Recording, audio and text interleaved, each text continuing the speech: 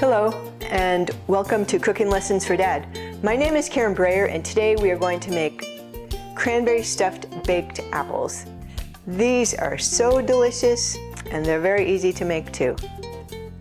So the ingredients in this recipe are medium apples, dried cranberries, maple syrup, softened butter, pumpkin pie spice, and apple juice. So the first thing that we need to do is turn the oven up to 350 degrees, and I already did that.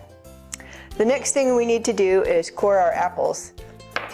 And this is really easy. I have an apple core. So all you're gonna do is, well, there's different kind of apple cores. This is what I have. You just take it down the center, push it down, and twist, and pull it out. And that's it. And then you have your apple cored. If you see any seeds still in there, you can go ahead and put it back in and scrape it down the side where there's some seeds, but we got them all.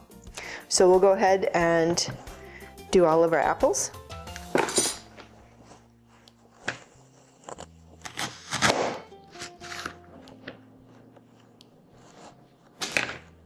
Okay, I'm going to do this one more time to get that seed out. Okay, I've got all my apples cored. Next, I'm going to go ahead and place them in a baking dish. You could also use a pie pan, and you want to make sure the bottoms are flat so they stand upright.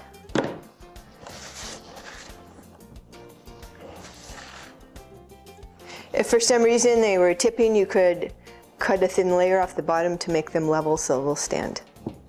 Okay, so the next thing that we're going to do is mix our ingredients in the bowl. So we need 1/4 cup of dried cranberries, 1 tablespoon of maple syrup,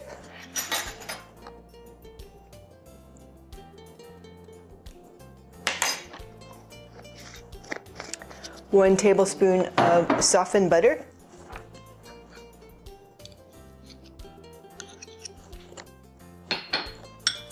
1/4 to 1/2 teaspoon of pumpkin pie spice, depending on how much flavor. I'm going to do just like a heaping 1/4 teaspoon.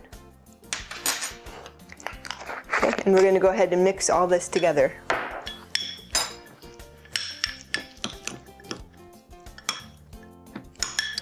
Okay, so we're going to go ahead and split it evenly between the 4 apples.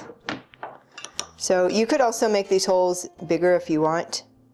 They're kind of skinny, but we'll just push it down in there.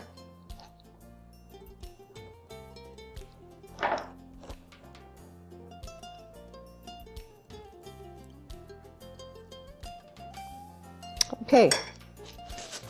So next we're going to go ahead and pour 1/2 cup of apple juice. We're just going to pour it evenly over each apple. Kind of pouring it inside a little bit and let it run over.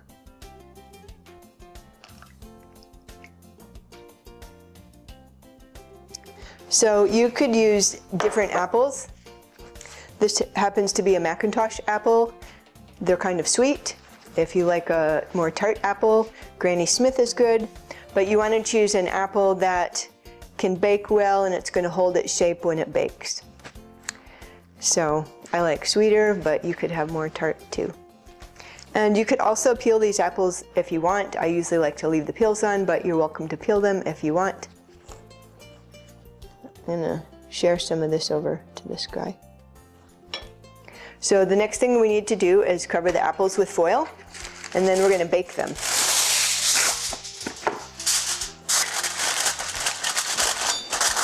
So we're going to bake these about 30 minutes or until the apples are soft, but still holding their shape. Okay, so we'll go put them in the oven next. Okay, so we'll set the timer for 30 minutes and come back and check them. Okay, so our baked apples should be done. They've been cooking about 30 minutes and they are soft. And you can see, and we will go try them. Okay, so these smell amazing. Take the foil off. Put it here so you can see. So like I said, you could also peel them first and they'll look a little different. So when you're done, you want to get some of the juice and pour it over the top. So you can do that as you serve. So I'm going to go ahead and try this one.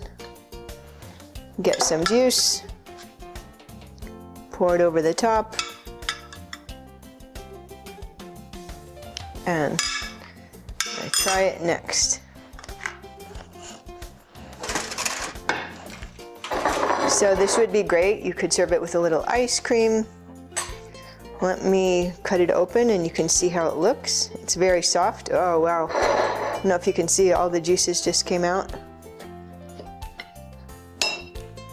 So I imagine you could also put more filling. You could double the filling and add some more. Okay, I am ready to try a bite.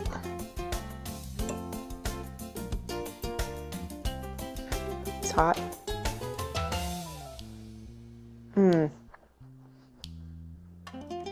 This is so good. You're gonna love it. It was very easy to make. Try it this week. Let me know how it turns out. Have a great day. It tastes like apple pie.